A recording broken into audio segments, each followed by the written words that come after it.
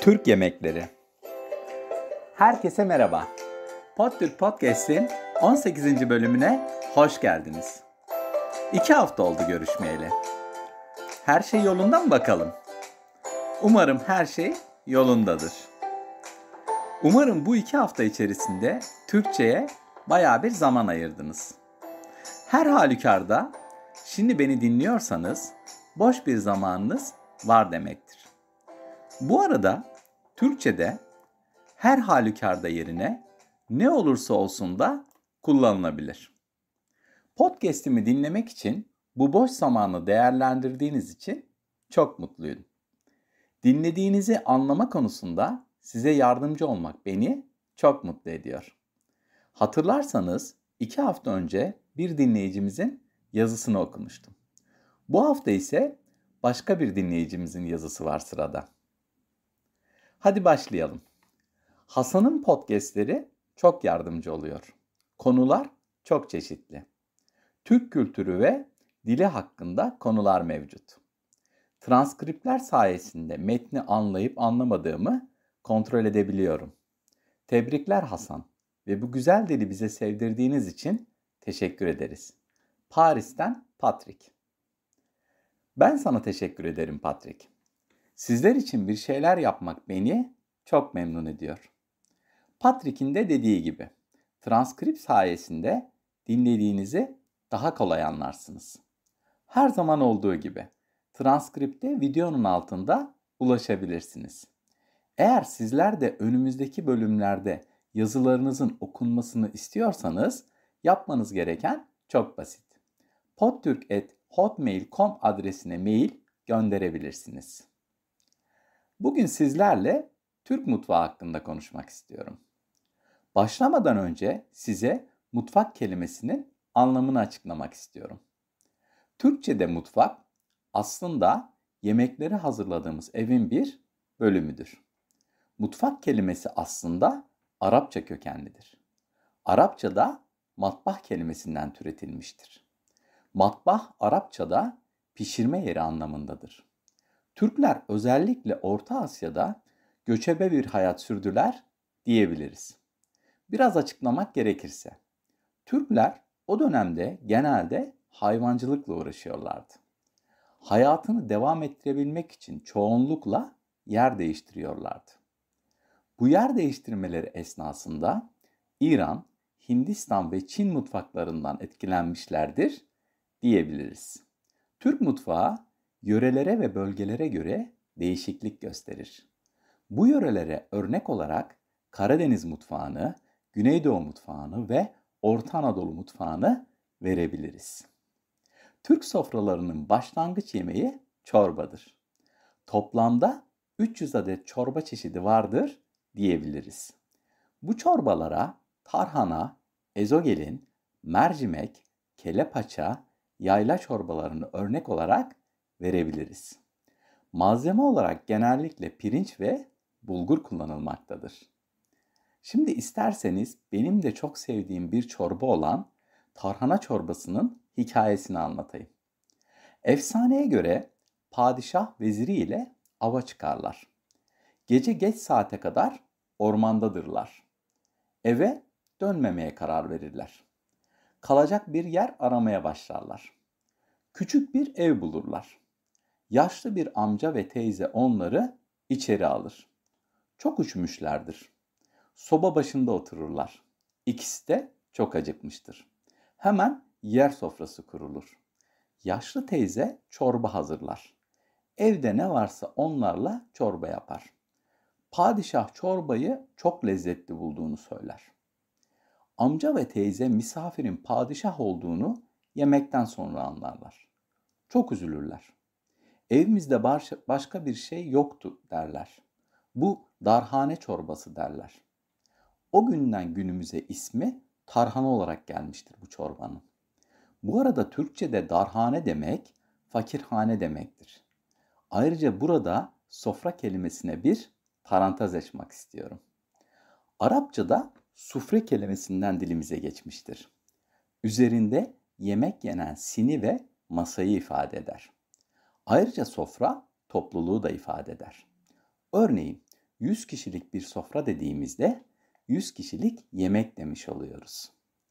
Sizinle şimdi değişik bir istatistik paylaşmak istiyorum. Tabii bu ülkeden ülkeye değişiklik gösterebilir.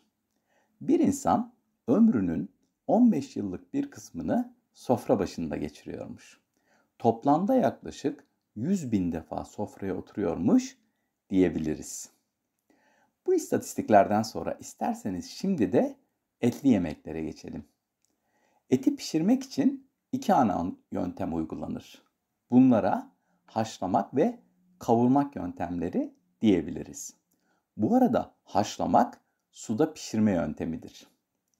Anadolu'da kuzu incik haşlama çok meşhurdur. Bu yemeğin ayrıca bir şifa kaynağı olduğu düşünülür.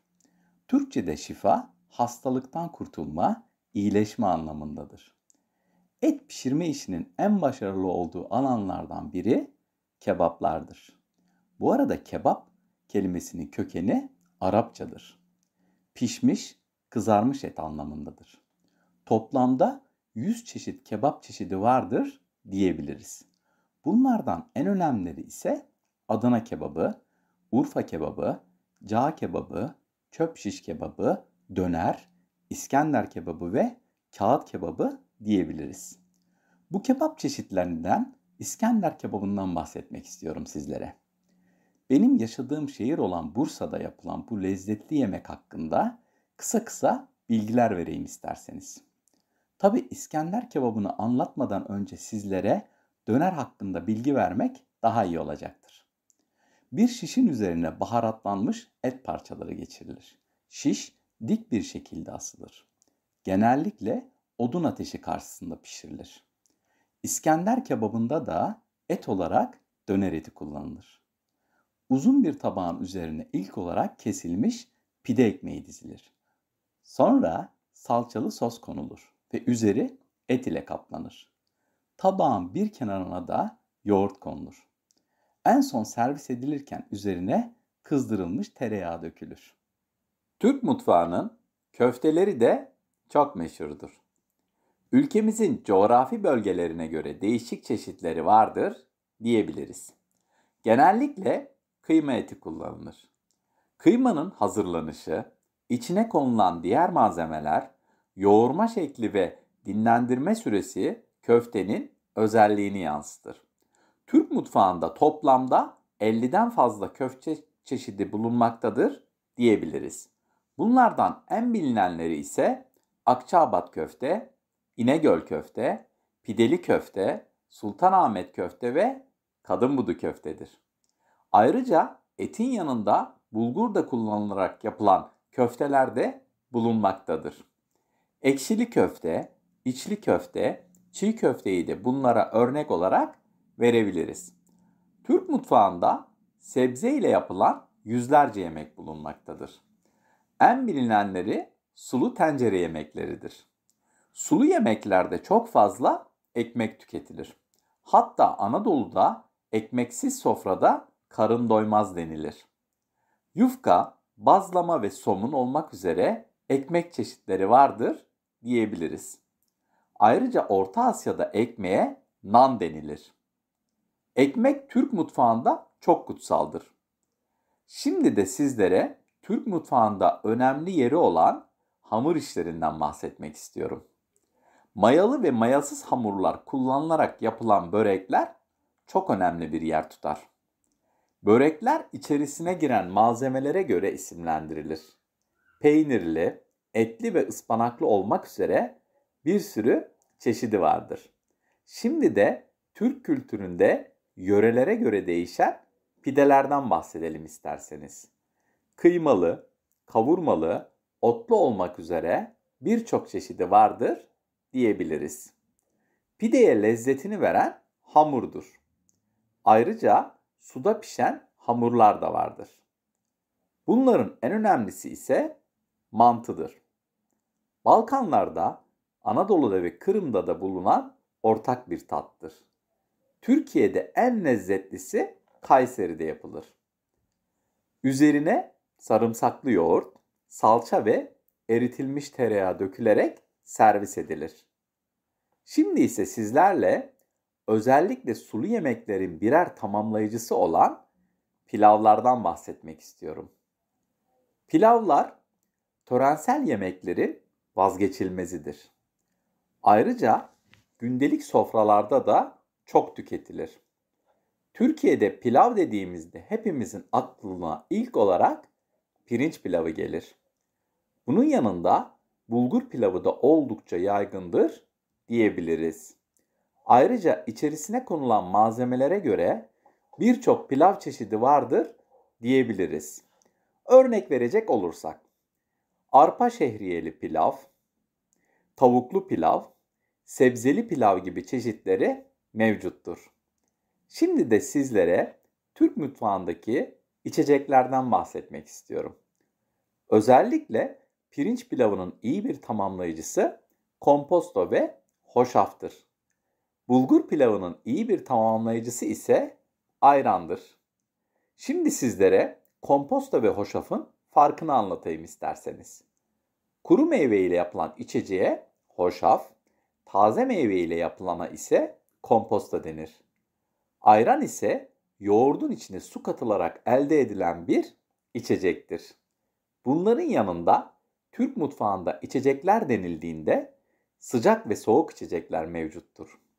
Soğuk içeceklere ayran, boza, şalgam ve kefiri örnek olarak verebiliriz.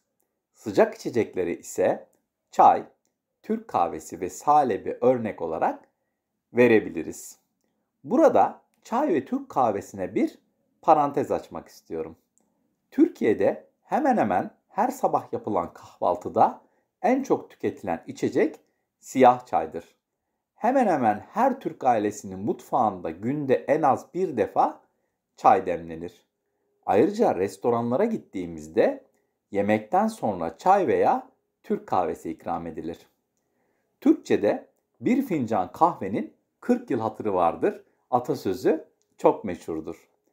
Atasözünün anlamı ise yapılan çok küçük bir iyilik bile değerlidir diyebiliriz. Düşünün, restorandasınız, yemeğinizi bitirdiniz. Garson size kahvenizi nasıl alırsınız diye soruyor. Bu durumda 3 farklı şekilde cevap verebilirsiniz. Sade, az şekerli veya şekerli diyebilirsiniz. Sade dediğinizde içerisinde hiç şeker bulunmaz. Bu arada ben genelde sade tercih ediyorum. Şimdi de isterseniz benim de en keyif aldığım bölüm olan Türk mutfağında tatlılar bölümüne geçelim. Tatlılar açısından çok zengin bir mutfağa sahiptir diyebiliriz. Şerbetli ve sütlü olmak üzere çok farklı tatlı çeşitleri mevcuttur. Bu arada Türkçe'de şerbet demek tatlı yapımında kullanılan şekerli sıvı anlamındadır. Şekerli, ballı, baharatlı ve güllü olabilir. Helva ve baklava Türk kültüründe önemli yer tutar. Helva tadını Türk mutfağında bulmuştur diyebiliriz. Türk kültüründe doğum, ölüm, kandil ve sünnetlerde helva tüketimi önemli bir gelenektir. Şimdi ise Türk mutfağının sultanı olan baklava hakkında biraz bilgi vereyim isterseniz. İçerisinde mis gibi tereyağı, ceviz veya fıstık bulunur. Üzerinde de şerbet dökülerek hazırlanır. Türkiye'de baklava denilince aklımıza Gaziantep gelir. Tabii bu tatlıların yanında Türk mutfağında her yöreye ait farklı farklı tatlılar da bulunmaktadır. Bunlardan bazıları aşure, güllaç, fırın sütlaç, tavuk göğsü ve muhallebidir. Bugünlük sizlere anlatacaklarım bu kadardı. Beni sonuna kadar dinleyen dinleyicilerime çok teşekkür ediyorum. Umarım bugün anlattığım konuyu beğendiniz. Yorumlar kısmına görüşlerinizi yazabilirsiniz. 2 hafta içerisinde sizlerle Türkiye'de eğitim sistemi hakkında konuşmak istiyorum. Şimdilik benden bu kadar. Kendinize iyi bakın ve sağlıkla kalın.